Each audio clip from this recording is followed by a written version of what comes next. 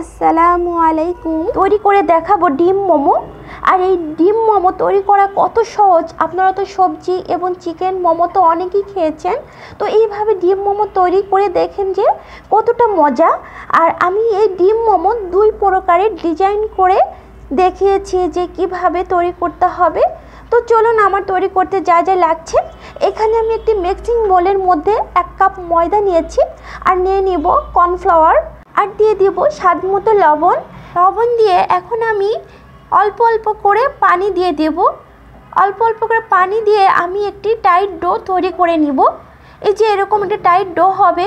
দেওয়ার পরে এখানে আমি বাটার অ্যাড করেছি, আপনারা এখানে ঘি বা তেল, রান্নার রেগুলার তেল দিলেও হবে। দেওয়ার পরে এখন আমি এভাবে ঢাকনাটা দিয়ে ঢেকে রেখে দেবো রেস্টে। আর এদিকে ফ্রাই প্যানে আমি এখানে ঘি নিয়েছি, ঘি নিয়ে এখানে পেঁয়াজ কুচি এবং রসুন কুচি দিয়ে ভালো করে নেড়ে ছেড়ে এইখানে আমি গাজর কুচি দিয়ে দিচ্ছি, আর দিয়ে দিব পেঁয়াজ কলি কুচি, দিয়ে এখানে আমি দিয়ে দেব কাঁচামরিচ কুচি। কাঁচামরিচটা আমি একটু বেশি পরিমাণে দিয়েছি, দিয়ে এখন নেড়ে চেড়ে এখন এই সবজিগুলোর মধ্যে অ্যাড করে নিব স্বাদ মতো লবণ, সামান্য লাল মরিচের গুঁড়া, আর সামান্য দিয়েছি হলুদ এবং ধনিয়া গুঁড়া দিয়ে আমি নেড়ে চেড়ে নিচ্ছি। এভাবে যখন ভাজা ভাজা হবে তখন এর মধ্যে আমি নুডলসের মশলা 1 প্যাকেট দিয়ে দিব, দিয়ে এখানে আমি সাইড করে রেখে দেব। যখন ভাজা ভাজা হবে তখন আমি এর মধ্যে আবারও ঘি অ্যাড করে দেব, দিয়ে একটু ফ্রাই প্যানে একটু ভালো করে মিশিয়ে এখানে আমি 2টা ডিম ভেঙে দিব এই ফ্রাই প্যানের মধ্যে। যেহেতু ডিমের এটা মোমো তৈরি করব, এই জন্য আপনারা এখানে চিকেন মোমো তৈরি করতে পারেন। তো আমি এইভাবে ডিম মোমো এইভাবে ডিমটা ভালো করে ভেঙে নিচ্ছি। নেওয়ার পরে এখানে লেবুর রস অ্যাড করে দিব। লেবুর রস দিয়ে ভালো করে সব মিশিয়ে নেওয়ার পরে এখন এটা তৈরি হয়ে গেছে, সাইড করে রেখে দেব। আর এদিকে আমি একটি ব্লেন্ডার জারের মধ্যে টমেটো ফালি করে রেখেছিলাম সেটা দিব, আর দিয়ে দিব এইখানে ধনিয়া পাতা ধুয়ে রেখেছিলাম সেটা, আর 2 ফালি পেঁয়াজ এবং 2টা কাঁচামরিচ দিয়ে আমি ব্লেন্ডার করে নিব। তো দেখেন এভাবে ব্লেন্ডার করা হয়ে গেছে।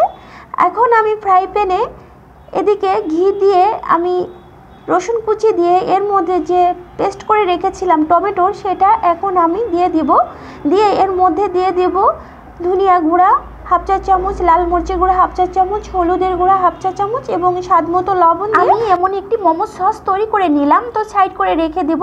আর এদিকে যে ডোটা তৈরি করে রেখেছিলাম সে কিন্তু ছোটো ছোটো লেচি কেটে নিয়ে আমি এখানে মোমো শেপ দিয়ে দিব।